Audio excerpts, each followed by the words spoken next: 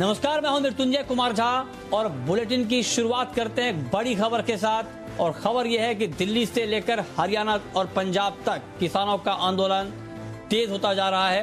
किसान दिल्ली की सीमाओं पर डटे हुए हैं, जिनकी वजह से दिल्ली नोएडा बॉर्डर समेत कई बॉर्डर को बंद करना पड़ा है। इस बीच केंद्रीय कानून मंत्री रविशंकर प्रसाद ने बड़ा बयान दिया है। रविशंकर ने कहा है कि किसानों के पास जो नए विकल्प हैं, उन विकल्पों को भी बिल में जोड़ा जाएगा। इससे पहले गृह मंत्री अमित शाह ने कृषि मंत्री नरेंद्र सिंह तोमर और रेल मंत्री पीयूष गोयल के साथ एक बैठक की है।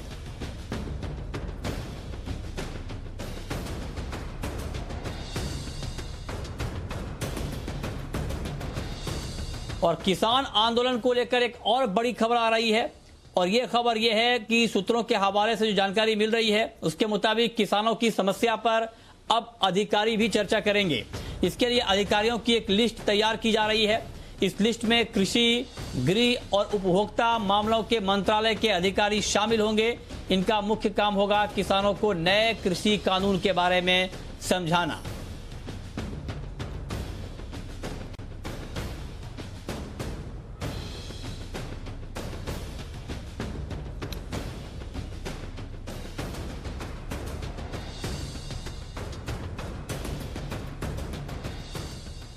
और इस बड़ी खबर पर बड़ी चर्चा के लिए, बड़ी कवरेज के लिए हमारे संवाददाता पूरे ताजा हालात को बताने के लिए समीर दीक्षित जुड़ रहे हैं। जो बैठक हो रही है, उस बैठक के ताजा हालात को बताने के लिए, डिटेल्स बताने के लिए, साथ ही किसान आंदोलन का ताजा अपडेट देने के लिए सिंघू बॉर्डर से, जहां पर किसानों का आंदोलन चल रहा है, वहां से हमारे संवाददाता हितेन विठलानी जुड़े हैं। और आज हम आपको बिल्कुल आसान भाषा में ये समझाएंगे, जिस एमएसपी को लेकर ये बड़ा आंदोलन हो रहा है, वो एमएसपी आखिर है क्या, उसके फायदे क्या हैं, नुकसान क्या हैं। इस पर बातचीत करने के लिए हमारे साथ पूर्व कृषि सचिव सिराज हुसैन साहब जुड़े हैं। लेकिन सबसे पहले समीर, मैं आपके पास आना चाहूंगा। जो बैठक चल रही है, एक के बाद एक बैठकें हो रही हैं, क्या ताजा अपडेट हैं इस नए बैठक को लेकर? सबसे पहले आपको बता दें कि किसानों से जो बातचीत लगातार चल रही है सरकार की तरफ से, उसी दिशा में आज एक अहम डेवलपमेंट ये रहा कि जो मंत्री कल किसान बातचीत में शामिल रहे हैं, यानी कि रेल मंत्री पीयूष गोयल और कृषि मंत्री नरेंद्र सिंह तोमर, उन्होंने आज फिर एक बार केंद्रीय गृह मंत्री अमित शाह के साथ में बैठक करी। उनके साथ जो कल बातचीत रही उसका पूरा विस्तृत रिपोर्ट सौंपी है। और कल जो अहम बैठक होने जा रही है, यानी कि 3 दिसंबर को जो चौथे दौर की बातचीत होने जा रही है, इसकी भी आगे की क्या रणनीति केंद्र सरकार की रह सकती है, इस पर चर्चा करी है। तकरीबन दोपहर सुबह 11:15 बजे ये मंत्री अमित शाह से इन्होंने मुलाकात करी और 1.25 घंटे तक ये बैठक चली है। तो माना यह जा रहा है कि कल की जो रिपोर्ट पेश करी है, जो 35 किसान यूनियन के साथ में सरकार ने जो बातचीत करी है और अपनी तरफ से समिति बनाने का जो प्रस्ताव पेश किया है, और उसमें किसान यूनियन का जो रुख रहा है, यानी कि अभी तक किसान यूनियन उस समिति बनाने को लेकर के बहुत ज्यादा पॉजिटिव नजर नहीं आए, बहुत ज्यादा सहमत नजर नहीं आए। तो ऐसे में जब कल चौथे दौर की बातचीत होती है सरकार की, तब आगे की रणनीति क्या होगी, इस पर काफी गहन चर्चा की गई है। लेकिन एक और महत्वपूर्ण इसमें यह डेवलपमेंट रहा आज कि सरकार की तरफ से, रविशंकर प्रसाद की तरफ से एक बहुत महत्वपूर्ण बयान यह है कि सरकार ने यह कहा है कि किसान यूनियन को अगर कुछ बदलाव चाहिए है या बेहतरी की दिशा में कुछ नए प्रावधान को शामिल करना है, तो वो लिखित तौर पर जो सरकार उसको शामिल करने के लिए तैयार है। यानी कि अगर कुछ बेहतरी के लिए कदम उठाए जाने हैं और कानून में उसको शामिल किया जाना है, तो सरकार उस पर विचार करके उसको शामिल करने के लिए तैयार है। लेकिन ये जो लगातार कहा जा रहा है कि जो 3 नए कृषि कानून सरकार लेकर के आई है, ये किसान विरोधी है, इसको पूरी तरीके से वापस लिया जाना चाहिए। तो इसमें सरकार लगातार अपना स्टैंड लेकर के कायम है। ये कह रहे हैं समीर, आप ये कह रहे हैं कि जी, आपने बहुत महत्वपूर्ण बात बताई है कि सरकार ने ये कहा है कि जो नए विकल्प किसानों के पास हैं, उनको भी शामिल किया जाएगा। हितेन विठलानी, ताजा तस्वीर सिंघू बॉर्डर की क्या है और वहां पर इस वक्त क्या चल रहा है? बिल्कुल मृत्युंजय, देखिए यहाँ पे किसान जो है 7 दिन हो चुके हैं सिंघू बॉर्डर पे जस के तस डटे हुए हैं। सुबह लगभग 10:30 बजे बैठक हुई थी, जो 2 बजे खत्म हुई है। 3 घंटे बाद किसानों ने अपनी रणनीति कल की तय कर ली। उन्होंने कहा कि कोई नया मुद्दा सरकार के सामने रखा नहीं जाएगा। एक ही बात है कि आप जो काला कानून लाए, आप जो कानून लाए 3 कृषि कानून, उनको रद्द करिए। अगर आप संशोधन करने को तैयार हैं, आप हमारे प्रस्तावों को संशोधित करने को तैयार है, तो पहले ये कानून रद्द करिए, एक कमेटी बनाइए जिसमें किसानों को समावेश करिए और उसके बाद नए कानून बनाइए जो किसानों के हित के हो। यही बात कल भी रखी जाएगी। हालांकि किसानों का साफ कहना है कि कल वाली बैठक में उन्होंने साफ साफ सरकार को कह दिया है कि आप कानून रद्द करिए, तब तक आंदोलन खत्म नहीं होगा, तब तक वो बॉर्डर पर ऐसे ही बैठे रहेंगे और पूरी दिल्ली को घेर कर बैठे रहेंगे। दूसरी बात उन्होंने साफ कही कि अगर नरेंद्र सिंह तोमर को किसानों ने साफ कहा कि अगर आपके हाथ में नहीं है कानूनों को रद्द करना, तो जिनके हाथ में है, प्रधानमंत्री के हाथ में है, तो आप सीधी मुलाकात प्रधानमंत्री से करवाइए। यानी कि इनकी मांग है कि अगर प्रधानमंत्री रद्द कर सकते हैं, प्रधानमंत्री जो बता रहे हैं ग्राउंड रिपोर्ट की किसान झुकने को तैयार नहीं है और वो हर हाल में चाहते हैं कि इस पूरे मसले पर जो बात किसानों ने पहले कही है कि इसको निरस्त किया जाए, उस पर अड़िग हैं। चलिए, बहुत शुक्रिया हितेन विठलानी आपका, समीर आपका। लेकिन हमारे साथ इस वक्त farmer agriculture secretary Siraj Hussain साहब जुड़े हैं। सर, बहुत बहुत स्वागत है आपका। लगातार हम इस मुद्दे पर बात कर रहे हैं। आज आपको जोड़ने का हमारा मकसद सिर्फ ये है, हम कोई डिबेट नहीं कर रहे हैं सर। हमारा मकसद ये है कि जो एमएसपी को लेकर के जो चर्चा चल रही है उसमें हकीकत क्या है और मिथ क्या है।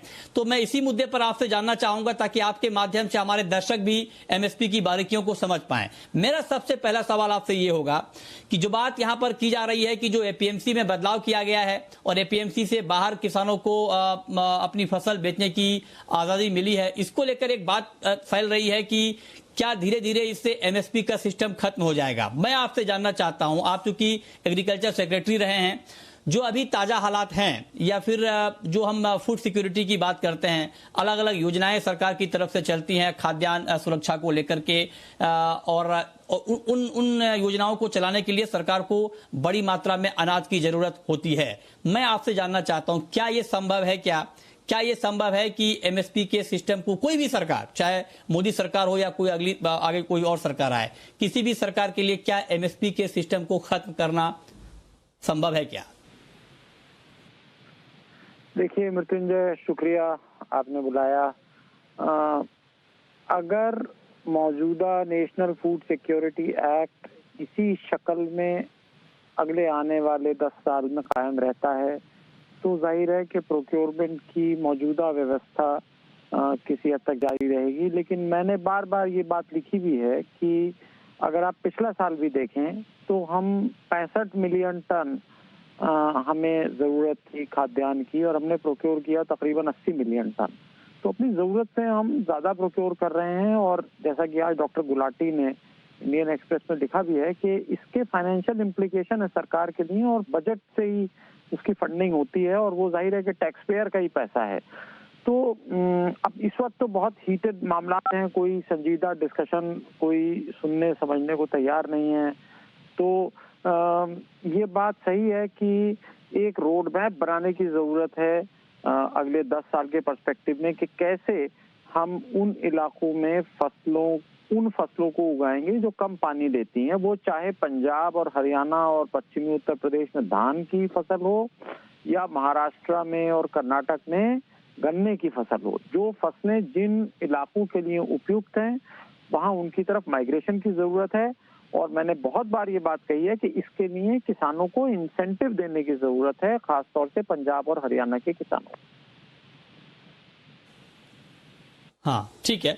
मतलब देखिए, अभी जो आपने बात की बहुत महत्वपूर्ण है कि जितनी जरूरत थी उससे ज्यादा खरीद हुई है। और यही बात हम लोग भी बार बार कह रहे हैं कि किसी भी सरकार के लिए ये बहुत आसान नहीं होगा कि आप एमएसपी के सिस्टम को खत्म कर दें। हालांकि एक्सपर्ट की तरफ से ये डिमांड की जाती है कि आप उसको कम करें और उसको थोड़ा सा उसका दायरा बढ़ाएं, ना कि एक ही 2 फसल पर आप रहें। और दूसरी बात की बहुत बड़ी मात्रा में खरीद करने से सरकारी खजाने को नुकसान होता है, ये बात कही जा रही है। लेकिन दूसरी तरफ ये बात फैलाई जा रही है कि सरकार चाहती है कि एमएसपी का सिस्टम, या सरकार की ये मंशा है कि एमएसपी के सिस्टम को खत्म कर दिया जाए, जो कि कहीं से भी जायज नहीं है। मेरा दूसरा सवाल सर आपसे ये होगा कि एक बात और भी की जा रही है, एक मांग और की जा रही है कि एमएसपी की सरकारी गारंटी दी जाए।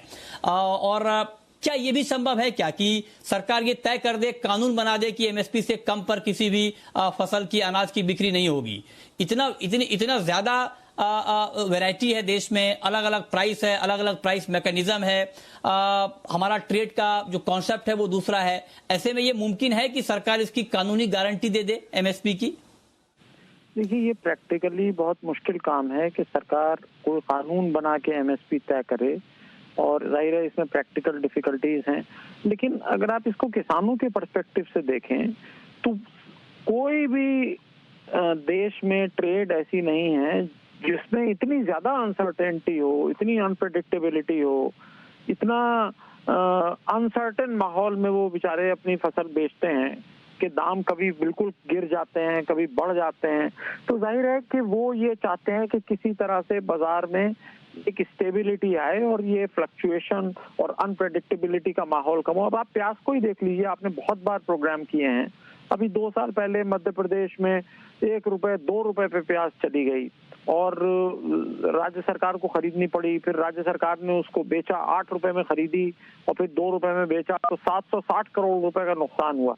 तो ये बात तो सही है कि मौजूदा हालात में एमएसपी के बारे में कोई कानून बनाना मुश्किल है, लेकिन ये भी बात सही है किसानों की कि इस जो वोलेटिलिटी है इसको कैसे कम किया जाए, इसके बारे में कोई रणनीति, कोई डिस्कशन की जरूरत है। खाली हम किसानों को नहीं छोड़ सकते मार्केट के ऊपर कि वो बेचारे बिल्कुल ही कम दाम उनको मिले। आपने खुद ही जी हाँ जी, आपने बहुत सही बात कही सर। बहुत जरूरी है कि किसानों को वाजिब भाव मिले, इसमें कोई मतभेद हो नहीं सकता है, और इसको लेकर के एक पुख्ता इंतजाम होने चाहिए, और उसको लेके एक बड़े पैमाने पर एक पॉलिसी चेंजिंग की जरूरत है। लेकिन ये बात कह देना कि एक झटके में एमएसपी को, जो लोग आजकल सोशल मीडिया का दौर है, कुछ भी जो नए नए किसान पैदा हुए हैं वो लिखते जाते हैं कि सरकार तुरंत एमएसपी को एक कानूनी अमली जामा पहना दे, गारंटी दे देगी। इतना आसान काम नहीं है, क्योंकि अगर सरकार एमएसपी फिक्स कर देगी, गारंटी दे देगी, तो दूसरा विरोध शुरू होगा ट्रेडर का, कारोबारियों का। और कारोबारियों ने अगर एक बार मना कर दिया कि हम नहीं खरीदेंगे, अगर उन्हें अपने ट्रेड में मुनाफा नहीं होगा, तो फिर किसान कहां बेचेंगे? तो इसमें बहुत जरूरी है किसानों को वाजिब भाव मिले, इसको लेकर पहल होनी चाहिए, प्रयास होने चाहिए। लेकिन इसको लेकर एक कोई अलग से मैकेनिज्म ऐसा तैयार किया जाए जिससे किसानों को नुकसान ना हो। और सिराज जी ने बहुत ठीक बात कही कि बहुत अनसर्टेन हो गया है एग्रीकल्चर, लिहाजा किसानों को इसका बड़ा खामियाजा उठाना पड़ता है। लेकिन इस तरह की चर्चा से किसानों को कोई फायदा नहीं होगा। इसीलिए आज हमने ये चर्चा की कि एमएसपी को लेकर के जो कंफ्यूजन है उसकी हकीकत है क्या। बहुत शुक्रिया सिराज जी आपका हमारे साथ जुड़ने के लिए और इस मुद्दे पर बातचीत करने के लिए।